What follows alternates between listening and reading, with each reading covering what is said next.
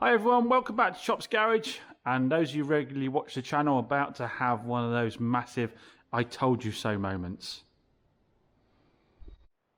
No, it's not about the Audi A8 that we bought in one of the last videos. That looks like it's going to a friend who's popping round tonight. Now, as per the normal, I said I wasn't going to touch it for the money that I was offering it at, and I've just spent the last couple of hours valeting it. Can't help myself. I needed to get all the dirt out the floors, the carpets. It wasn't particularly bad, was it? But I just wanted to give it a little fresh up for him, because I'd driven it as well. I noticed there was a bit of dirt on the wheels and down the sides, so give him a little fresh. And he's got something very special. He's got the very first Chop's Garage sticker on his window. I have got full sale ones as well for the cars. Here we go. I didn't check the size, and they're not bigger than I'd want ideally, but we'll use these ones up and get some smaller ones. Now, the subject of today's video, and I told you so, is about a Vauxhall. Not this Vauxhall. I will put a picture up of the Vauxhall in question.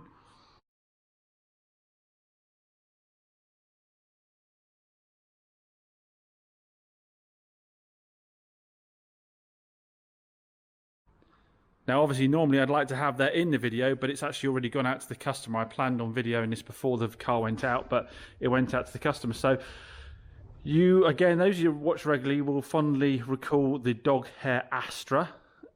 If you don't know what we're talking about, you might want to go back and watch some videos.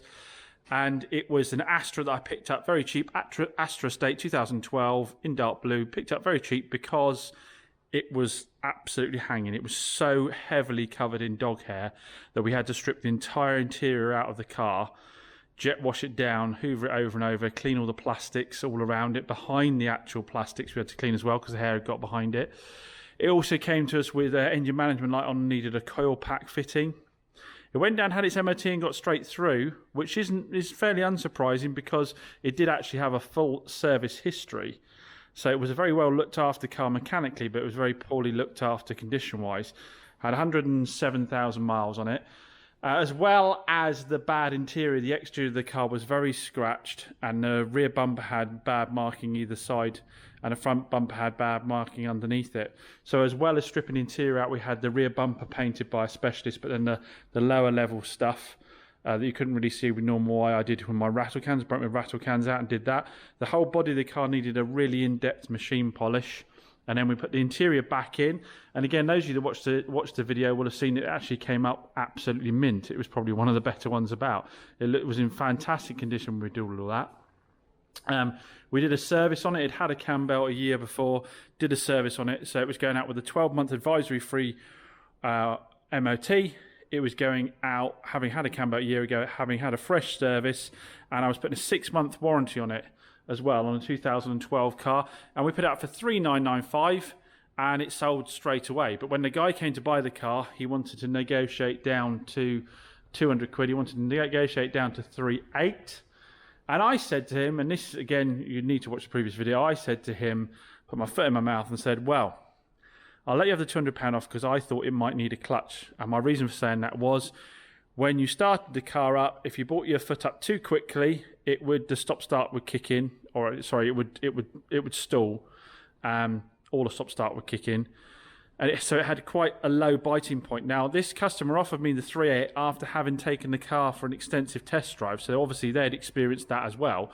But I didn't say a word about it. Came back happy as Larry, wanted to buy the car, wanted to knock £200 off, and I said, well, I'll knock £200 off because I thought there might be a clutch in it. If I'm not doing that, I can let you have the £200 off. At which point, the chap said, oh, you think it needs a clutch? Well, if you think it needs a clutch, I'd rather have it at full price with the clutch done. Oh.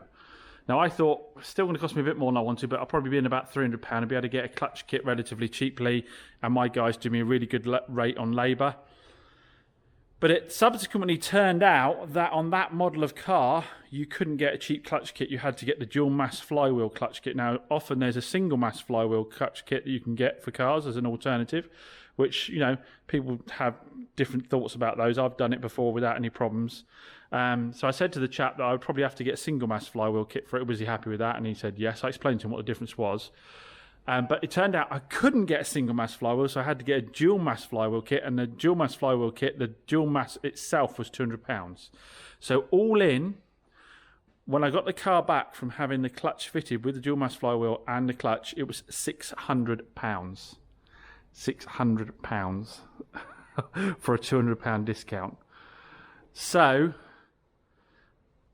not very happy at all. Now, guys in the comments said to me, can you be honest, James, when the clutch is taken out, can you go and get it and have a look at it and tell us, was it worn out? Because so many people were saying, no, they're all like that. They're quite grabby at the bottom. I've had one from new, it was like that one, or I've had one that's done that for the last 5 years. Someone actually came here, our mate Mike from Classic Wheels Wales drove the car here when he popped down to have a look at something. And I said, I'll try it out and see what you think of the clutch. He said, no, it doesn't need a clutch at all. So I really did shoot myself in the foot with that one. Yeah, so people said, can you be honest when you go and get the clutch back? Was it okay? Now I did, unfortunately, I didn't take a picture of it, but I did go down when the gearbox was out. And you're right, the clutch friction plate had loads more life in it, yeah, loads in it. The clutch release bearing was a little graunchy. That was a bit of a grindy bearing. That wasn't great, so that was coming up needing doing. More importantly, though, the flywheel itself looked like it was flicking a bit of grease out of it. If that makes sense. I'm not a mechanic, but it looked like, and the guys told me it was doing that, flicking a bit of grease out, and sooner or later that would have contaminated the friction plate, and the dual mass flywheel itself would have died.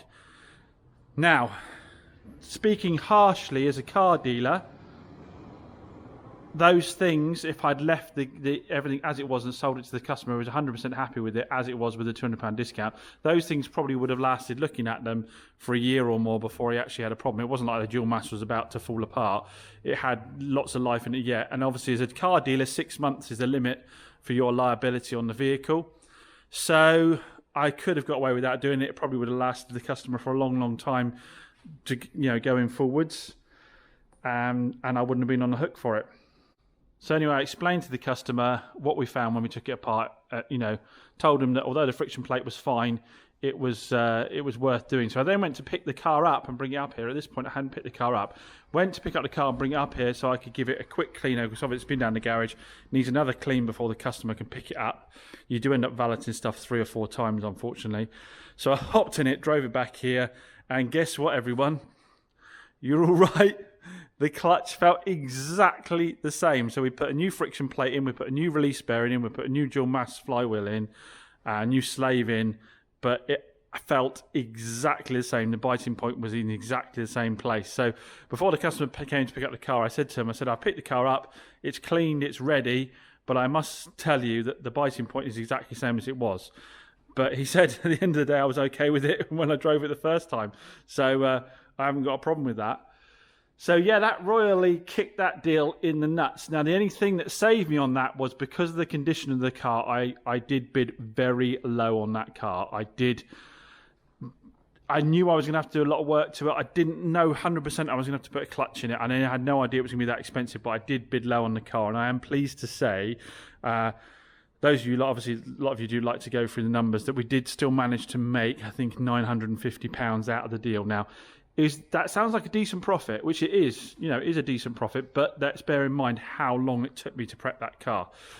Stripping the entire interior out, pulling the panels out, cleaning behind them, cleaning the carpets down, put it back together again, machine polishing the body itself up to the standard that was needed was almost a full day's work, going over the whole thing. Then there was the painting underneath that I did myself. I paid for the painting to be done on the back of it.